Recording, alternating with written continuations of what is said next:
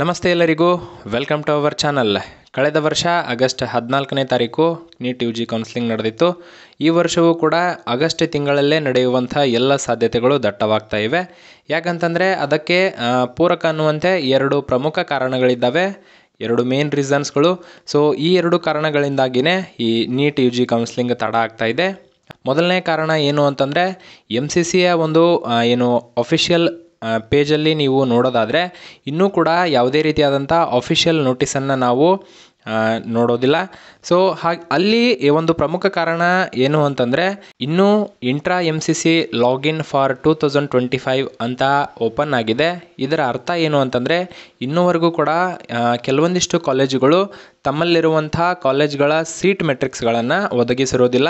ಅವುಗಳಿಗೆ ಲಾಗಿನ್ ಆಗಿ ಆಪ್ಷನ್ಗಳನ್ನು ಎಂಟ್ರಿ ಮಾಡೋವರೆಗೂ ಕೂಡ ಈ ಒಂದು MCCಯ ಒಂದು ಅಫಿಷಿಯಲ್ ಲಾಗಿನ್ ಪೇಜ್ ಓಪನ್ ಆಗೇ ಇರುತ್ತೆ.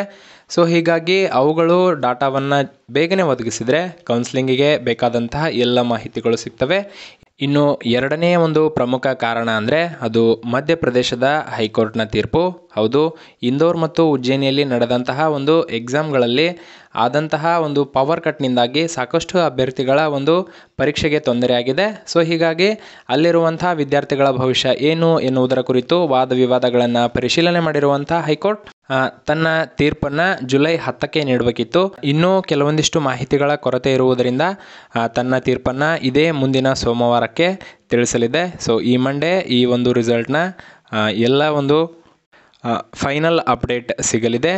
ಕೆಲವೊಂದಿಷ್ಟು ಊಹಾಪೋಹಗಳು ಕೂಡ ಕೇಳಿ ಬರ್ತಾ ಇದ್ದಾವೆ. ಅದೇನೆಂದರೆ ಆಲ್ ಇಂಡಿಯಾ ರ್ಯಾಂಕ್ 2 ಪಡೆದಂತಹ ವಿದ್ಯಾರ್ಥಿ ಕೂಡ ಇದೇ ಸೆಂಟರ್ನಲ್ಲಾಗಿದ್ದು, ಸೊ ಅಲ್ಲಿ ಅವರು ಹೇಳುವ ಪ್ರಕಾರ ಕೆಲವೊಂದಿಷ್ಟು ವಿದ್ಯಾರ್ಥಿಗಳಿಗೆ ಸ್ಪಷ್ಟವಾದಂತಹ ಬೆಳಕು ಬರ್ತಾ ಇತ್ತು. ಸೊ ಹೀಗಾಗಿ ಲೈಟ್ ಸಹಾಯದಿಂದ ಬರೆದಿದ್ದಾರೆ. ಹೀಗಾಗಿ A2 ಅನ್ನು ಕೂಡ ಗಳಿಸ್ಕೊಂಡಿದ್ದಾರೆ.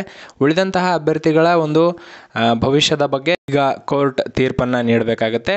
ಸೊ ಹೀಗಾಗಿ ಈ ಮಂಡೇ ನಮಗೆ ಕಂಪ್ಲೀಟ್ ಆದಂತಹ ಮಾಹಿತಿ ಸಿಗಲಿದೆ. ಈ ಎರಡು ಪ್ರಮುಖ ಕಾರಣಗಳು ಆದಷ್ಟು ಬೇಗ ಒಂದು ಸಾಲ್ವ್ ಆದರೆ MCCಯ ಕೌನ್ಸಿಲಿಂಗನ್ನು ನೋಡಬಹುದು. ಸೊ ಎಲ್ಲ ವಿದ್ಯಾರ್ಥಿಗಳು ಕೂಡ ತಯಾರಾಗಿರಿ, ಇದು ಆದಷ್ಟು ಬೇಗನೆ ಮುಗಿಯಲಿದೆ.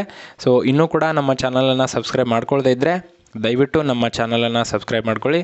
ಹೀಗೆ ನಮ್ಮ ಪೇಜನ್ನು ಸದಾ ವಾಚ್ ಮಾಡ್ತಾಯಿರಿ, ಸಪೋರ್ಟ್ ಮಾಡ್ತಾಯಿರಿ, ಶೇರ್ ಮಾಡಿ, ಲೈಕ್ ಮಾಡಿ.